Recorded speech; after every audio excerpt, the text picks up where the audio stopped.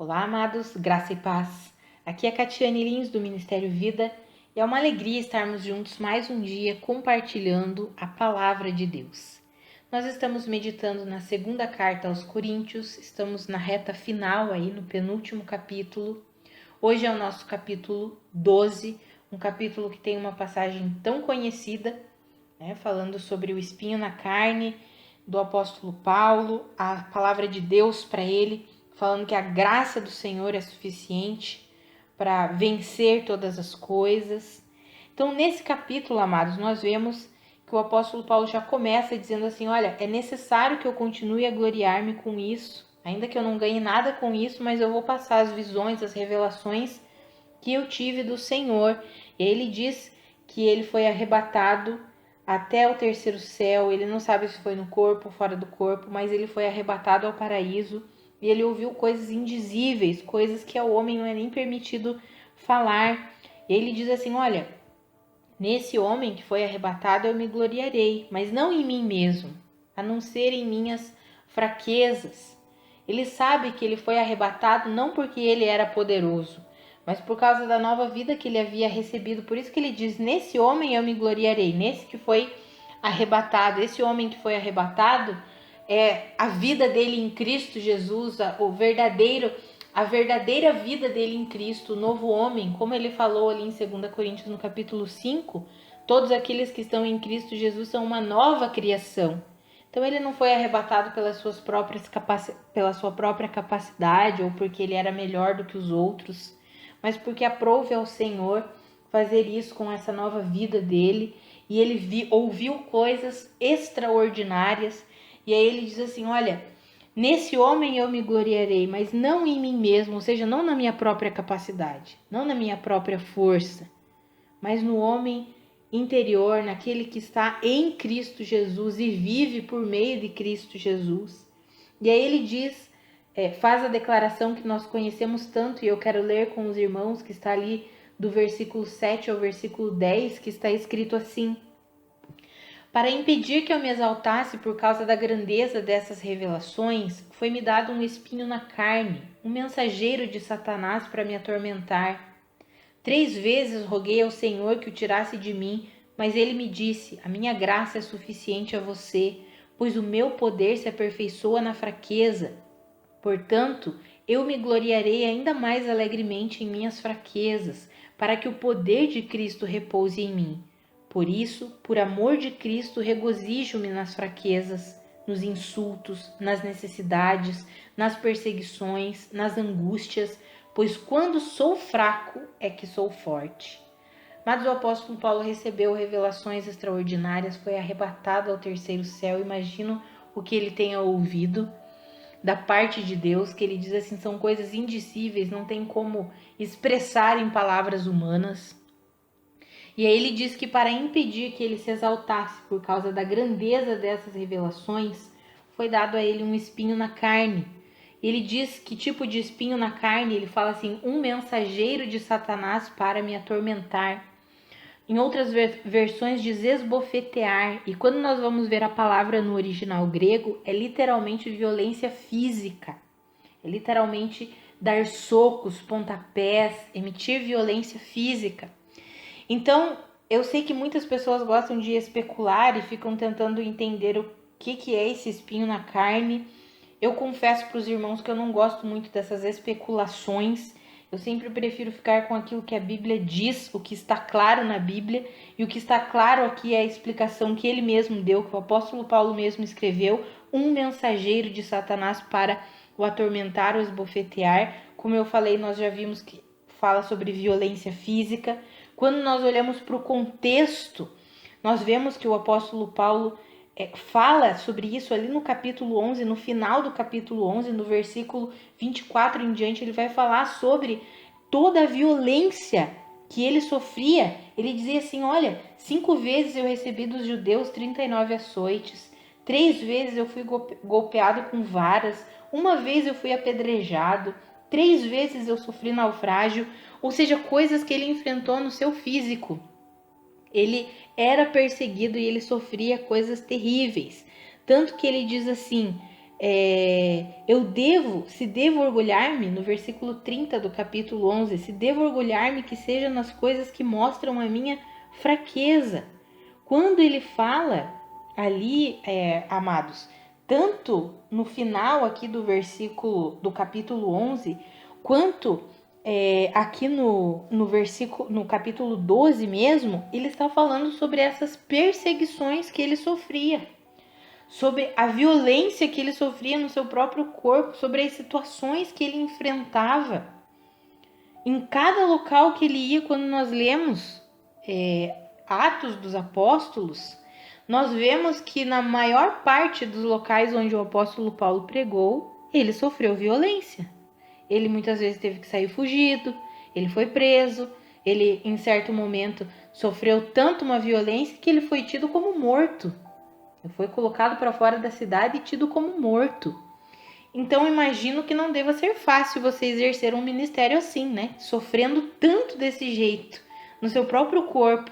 E aí ele diz que ele pediu ao Senhor que tirasse aquilo dele. 3 vezes eu roguei ao Senhor que o tirasse de mim, mas o Senhor me disse: minha graça é suficiente a você, porque o meu poder se aperfeiçoa na fraqueza. E aí o apóstolo Paulo vem e declara algo extraordinário. Portanto, eu me gloriarei ainda mais alegremente em minhas fraquezas, para que o poder de Cristo repouse em mim. Por amor de Cristo, regozijo-me nas fraquezas, nos insultos, nas necessidades, nas perseguições, nas angústias.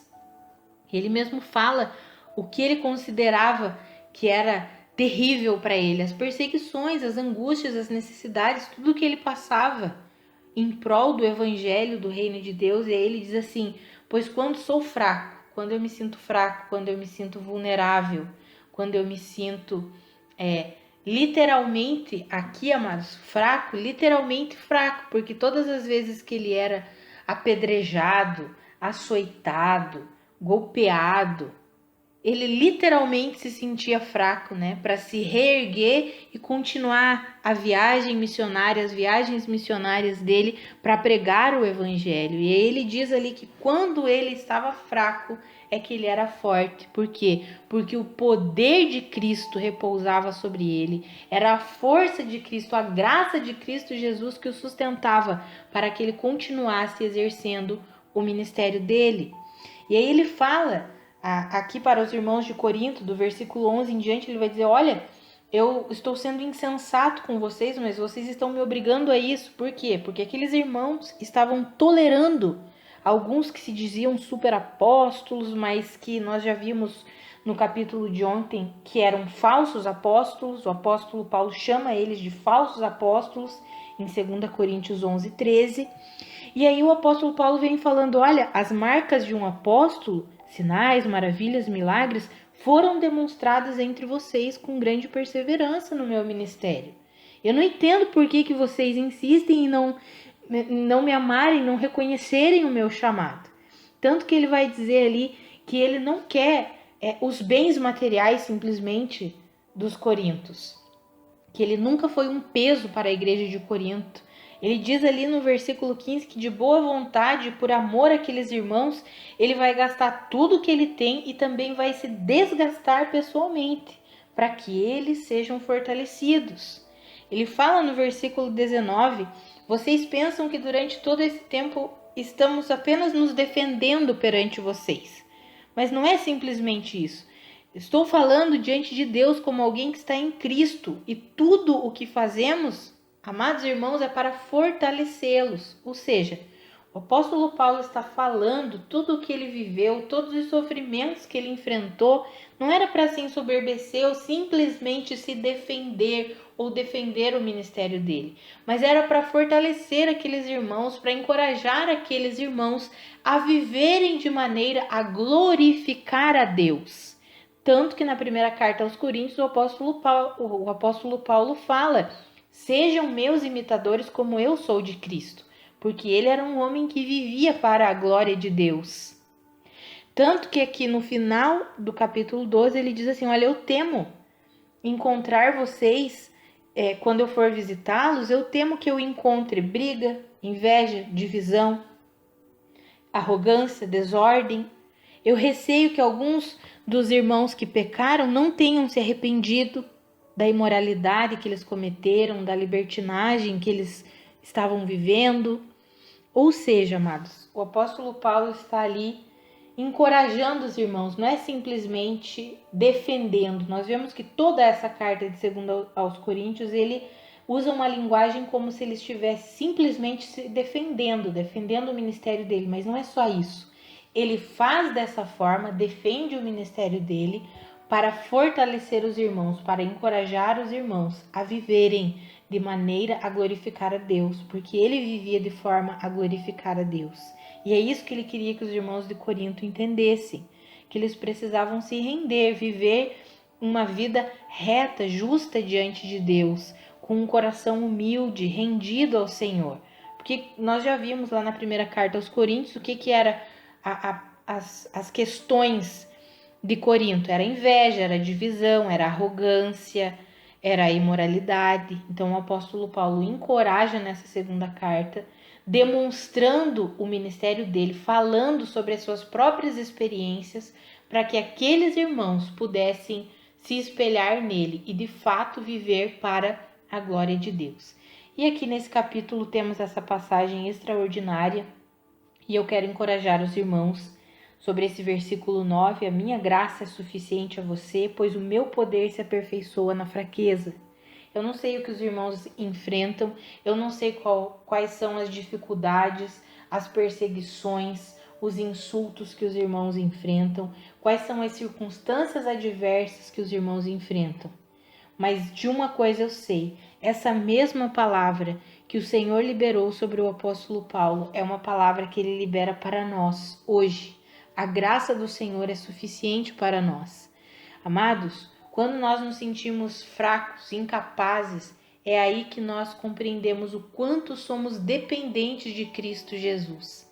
E quando vivemos pela fé na suficiência de Cristo Jesus, o poder do Senhor se aperfeiçoa em nós. O poder de Cristo repousa sobre nós, nos capacitando, nos ajudando a vencer, seja o que for. Não importa o que nós enfrentemos, não importa as circunstâncias contrárias, não importa o que venha contra nós para tentar mostrar que somos fracos. Muitas vezes pensamos, eu não consigo, isso eu não consigo vencer, isso eu não consigo enfrentar. Amados, a graça do Senhor é suficiente para nós. O que nós precisamos é receber essa graça e compreendermos que a nossa força está em confiarmos na força do Senhor. Nós não conseguimos vencer ou enfrentar as adversidades pela nossa própria capacidade. É impossível. A nossa força está em confiar na força de Cristo Jesus. Que eu e você possamos cada dia mais confiar no poder de Deus, confiar que é o Senhor quem nos capacita, quem nos ajuda, quem nos ensina, quem nos conduz para vivermos uma vida que glorifique a Deus. Vamos orar? Pai, muito obrigada pela tua palavra, muito obrigada pelo teu ensinamento. Pai, muito obrigada pela tua graça que é suficiente para nós. Pai, eu oro pela vida dos meus irmãos, eu não sei o que eles estão enfrentando, mas eu sei que essa mesma palavra que o Senhor liberou sobre a vida do apóstolo Paulo é a palavra do Senhor para cada um dos seus filhos. A sua graça é suficiente para nós. O seu poder se aperfeiçoa em nossas fraquezas. Quando somos fracos, é aí que nós verdadeiramente somos fortes, Senhor. Porque dependemos do Senhor, porque dependemos da sua força. Não depositamos a nossa confiança na nossa própria capacidade, na força do nosso próprio braço. Pai, eu oro para que o Senhor ajude os meus irmãos a enfrentarem o que eles precisam enfrentar. Que eles não fujam simplesmente dos problemas, das dificuldades, das situações adversas, mas que com a graça do Senhor eles possam enfrentar tudo que vier a eles. Eles possam avançar, amadurecer em Ti, crescer em Ti, Senhor, independente das circunstâncias, Pai. Em nome de Jesus, eu oro pela minha vida e pela vida dos meus irmãos, que de fato nós possamos entender que a graça do Senhor é suficiente para nós, que nós possamos compreender e crer, Pai, que a nossa força está em confiar na força do Senhor. O Senhor é o nosso maior ajudador, o Senhor é o nosso maior mestre, o Senhor é o melhor consolador que nós podemos ter. Que nas adversidades, Senhor, nós possamos depositar a nossa confiança completa em Ti e saber que quando estamos em Ti, mesmo nos sentindo fracos, nós somos fortes, porque o Senhor é a nossa força. Em nome de Jesus. Amados, que a graça e a paz de Cristo sejam multiplicadas sobre a sua vida. Um grande abraço e até amanhã.